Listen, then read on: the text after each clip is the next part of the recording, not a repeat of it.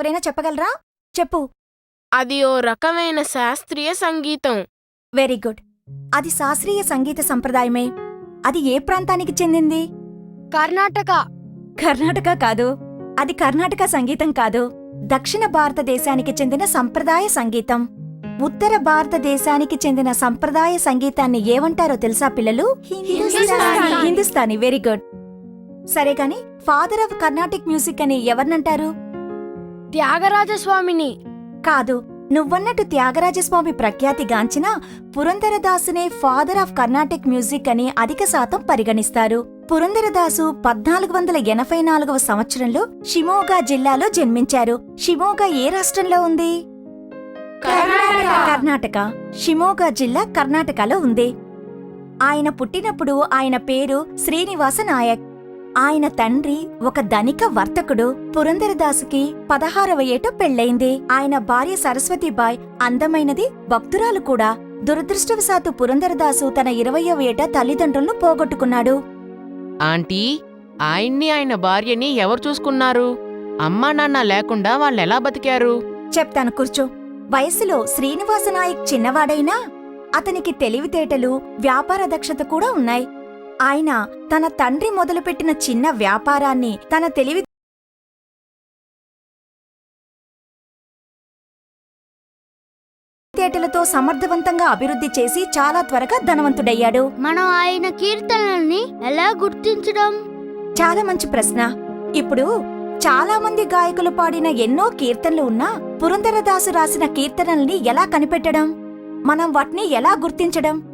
పాట చివరన కలం పేరుని లేక ముద్రని పురందర విఠ్ఠల అన్నదాన్ని గమనిస్తే అది పురందరదాసు రాసిందని ఖచ్చితంగా చెప్పొచ్చు. ఆయన ప్రతి కీర్తనని పురందర విఠ్ఠల అని ముగించారు. పురందర విఠ్ఠల, పురందర విఠ్ఠల. Very good. పురందర విఠ్ఠల అన్నది ఆయన ముద్రన్నమాట.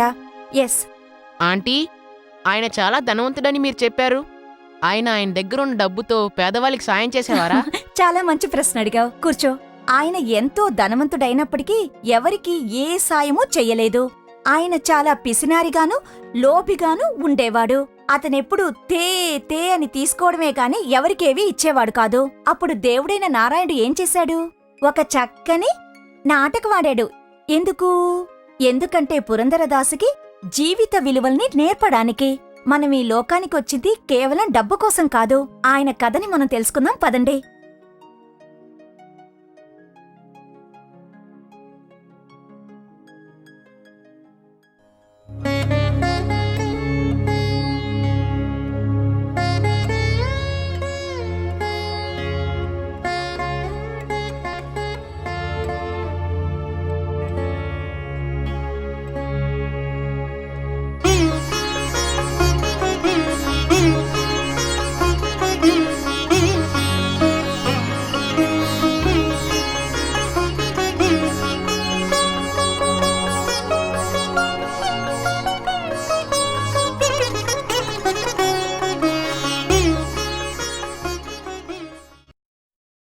అయ్యా, నాకు 200 మొహరీలు అప్పుగా ఇవ్వండి. ఇస్తాను. కాకపోతే 30% వడ్డీ ఇవ్వాల్సి వస్తుంది. సంవత్సరం తర్వాత నువ్వు నాకు 260 మొహరీలు ఇవ్వాల్సి వస్తుంది. అయ్యా, మీ తండ్రి గారు ఎన్నడూ అంత ఎక్కువ వడ్డీ తీసుకునేవాడు కాదు. మీ తండ్రి గారు చాలా మంచివాడు. పేదవారికి ఉచితంగా భోజనం పెట్టేవాడు. నువ్వు బాగా డబ్బు సంపాదించావు, కానీ ఇంతవరకు ఒక్క మంచి కార్యం కూడా చెయ్యలేదు. నాకు 10% వడ్డీకివ్వు. నేను ఉన్నవాణ్ణి కాదు. నేనేం చెయ్యాలో నాకు బాగా తెలుసు. ఇస్తే అడిగిన రేట్ ఇవ్వు, లేకపోతే వెళ్ళిపో. నా దృష్టిలో కేవలం డబ్బే దైవం. అర్థమైందా?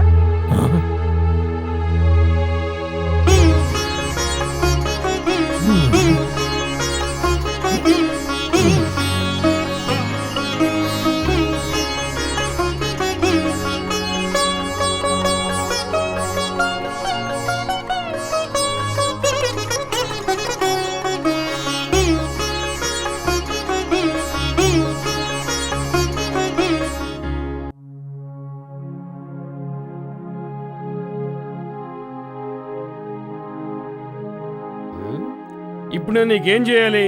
నేను చాలా పేదవాణ్ణి. నేను మా అబ్బాయికి ఉపనయన కర్మ చేయాలని అనుకుంటున్నాను. మీరు ధనవంతులు, నాకు కాస్త డబ్బు సాయం చేయండి. దేవుడు తమని చల్లగా చూస్తాడు. ఇది ధర్మకార్యాలు చేసే సంస్థేం కాదు. ముందు ఇక్కడి నుంచి కదులు, నేను నీకేమీ చేయలేను. అయ్యా, ఈ పవిత్ర నేల మీద కర్ణుడు, శిబి చక్రవర్తి లాంటి వాళ్ళు తమకున్నదంతా దానం చేశారు. నాకు తమరు కొన్ని బంగారు కాసులు దానం చేయలేరా?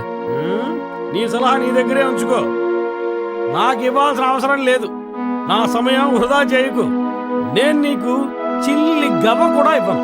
దయచేసి తమరు అలా మాట్లాడకండి. చెప్పేది నీకే, వెళ్ళి ఇక్కడి నుంచి. దయించండి, దయించండి అయ్యా, కాస్త దయ చూపించండి. నన్ను విసిగించక పోయా. ఎవరక్కడ? త్వరగా రండి. వచ్చి ఈ ముసలాన్ని బయటికి గంటేయండి. వెళ్తాను, నేనే వెళ్తాను. మీ పని వాళ్ళని పిలవవలసిన అవసరం లేదు.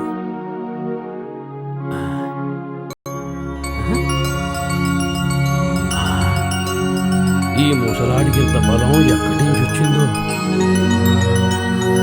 చూడటానికి వయసు మిగిలిన వాళ్ళ ఉన్నాడు, కానీ బలం మాత్రం వయసు ఉన్నవాడికి ఉన్నట్టుంది. అయ్యో.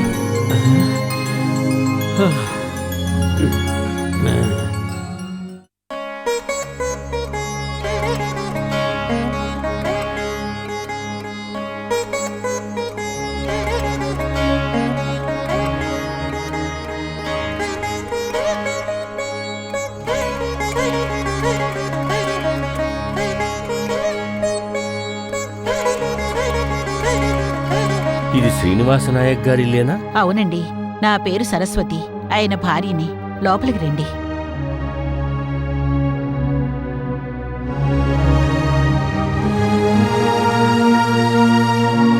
దీర్ఘసుమంగళీ భవ.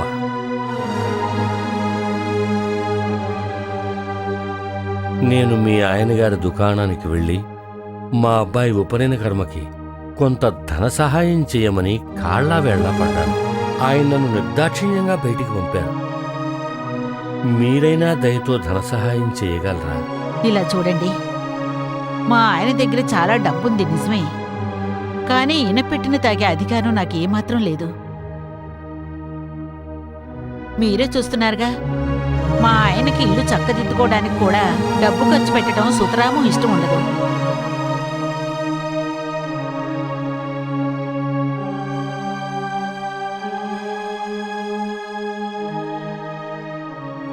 వస్తు రూపేణానైనా సహాయం చేయగలరా?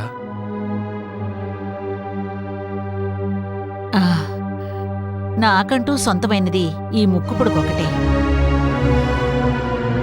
మీరు దీన్ని తీసుకువెళ్ళండి. ఇది చాలా విలువైనదే.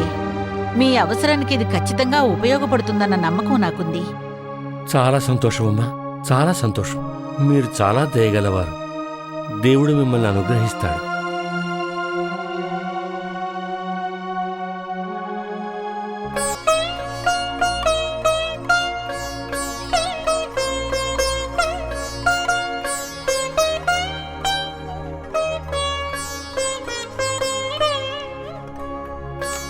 అయ్యో, మళ్ళీ వచ్చావా ఇక్కడికి? ఏం కావాలయ్యా నీకు? అయ్యా, ఈసారి తాకట్టు పెట్టడానికి వస్తూ ఉంది. ఈ ముక్కు పుడక తీసుకుని నాకు కొంత డబ్బు ఇవ్వండి. ఏది ఒకసారి చూడండి.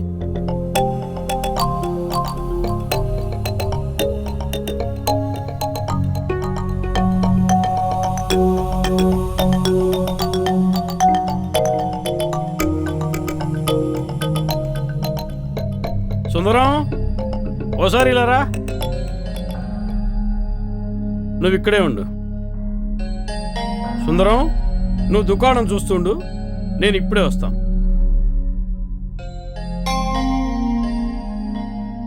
ఈ ముసలాడికి ముక్కెర ఎక్కడి నుంచి వచ్చి ఉంటుందబ్బా? చూడటానికి నా భార్యదిలా ఉంది.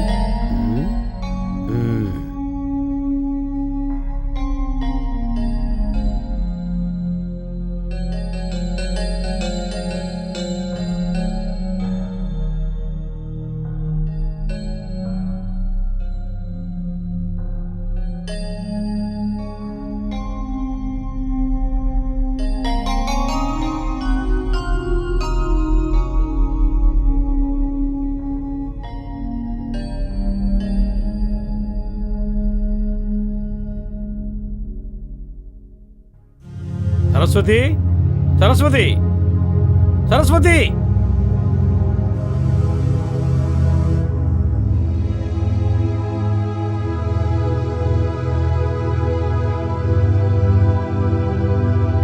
సరస్వతి, నీ ముక్కు పుడకేమైంది? ఎక్కడుంది? ఆ, ముక్కుపుడక అది నేనిప్పుడే దాన్ని శుభ్రం చేయడానికి తీశాను. పూజ గదిలో ఉంది. వెళ్ళి తీసుకురా. నేను వెంటనే దాన్ని చూడాలి. వెళ్ళు. ఉండండి, తీసుకొస్తాను.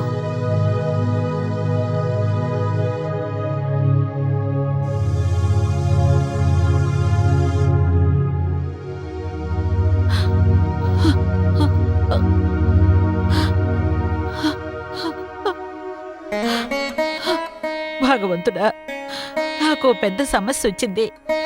నేను ఆ ముసలాయనికి సహాయం చేద్దాం అనుకున్నాను. ఇప్పుడు నేనేం చేయాలి స్వామి? నేను ఆ ముక్కు పుడకను మా ఆయనకి చూపించకపోతే ఆయన నన్ను తరివేస్తారు. నువ్వే నన్ను కాపాడాలి స్వామి, కాపాడాలి.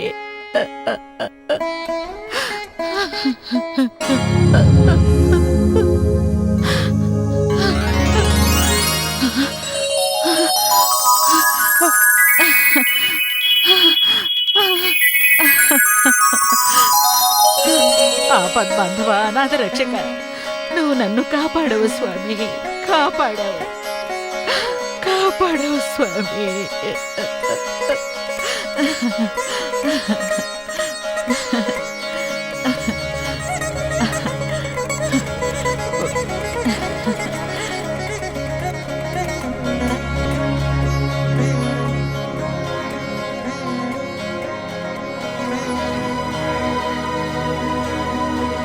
ఇదిగోండి, తీసుకోండి ముక్కు పుడకని. మీకింకా ఎంతకాలం ఈ ధనం మీద, బంగారం మీద దురాశ? మనం ఈ లోకాన్ని వదిలి వెళ్ళిపోయేటప్పుడు ఒట్టి చేతులతోనే వెళ్తాం. భగవంతుడు అనుగ్రహం తప్ప నాకింకేమీ అక్కర్లేదు. తీసుకోండి, నా ఆభరణాలను కూడా తీసుకోండి. వద్దు, వద్దు. ఇది ఇక్కడ ఎలా ఎలా సాధ్యం? సరే, నేను దుకాణానికి వెళ్తున్నాను. వెళ్ళి వెంటనే వచ్చేస్తాను.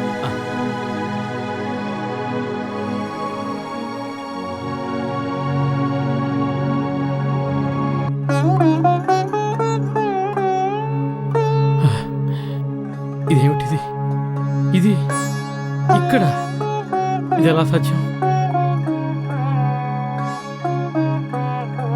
నాకేం అర్థం కావట్లేదే. అంత అయోమయంగా ఉంది.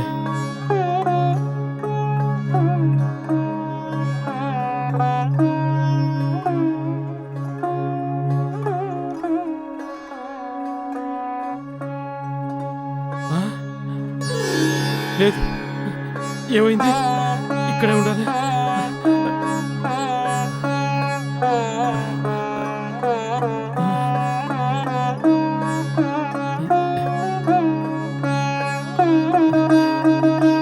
అది ఇక్కడ లేదు, ఇక్కడ లేదు. నాకు అర్థమైంది, నాకు అర్థమైంది, అర్థమైంది.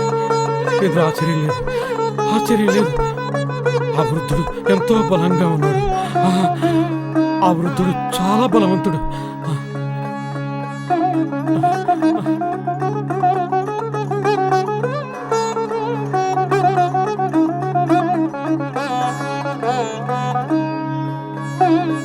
సరస్వతి, సరస్వతి, నువ్వు అదృష్టవంతురాలివి, నువ్వు చాలా అదృష్టవంతురాలివి.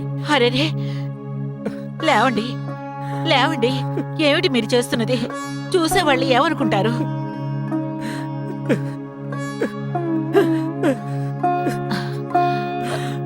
ఏమైందండి? ఎందుకు ఏడుస్తున్నారు? సాక్షాత్తు పాండురంగుడే ఆ వృద్ధుడి రూపంలో వచ్చాడు. ఇద్దరం ఆయన్ని గుర్తించలేకపోయాం. నువ్వు ఆయన్ని సాదరంగా ఆదరించావు, అందుకే నేను అనుగ్రహించాడు సరస్వతి.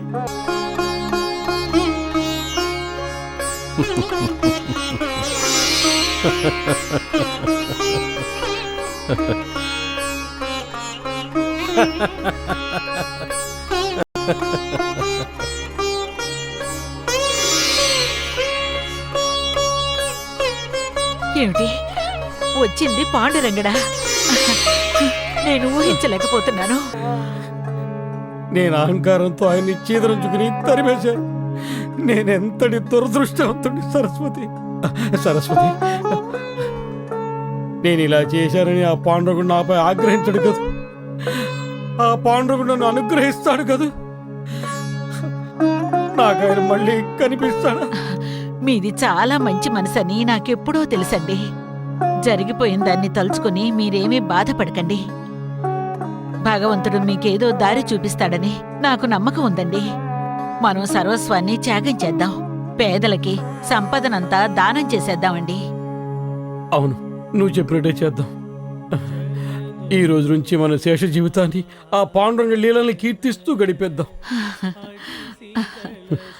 అశాశ్వతమైన వాటి మీద మమకారం పెంచుకోకూడదని నాకిప్పుడు అర్థమైంది సరస్వతి, అర్థమైంది. పాండురంగ,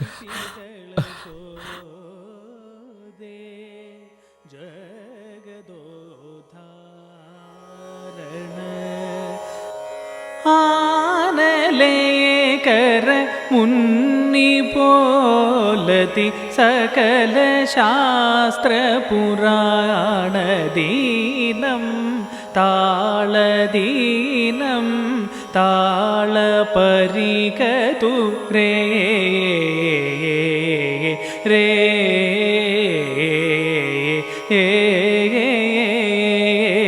సేతువాక పరికతం నం సేతువాక పరికతం నం సేతువాక పరికతం నం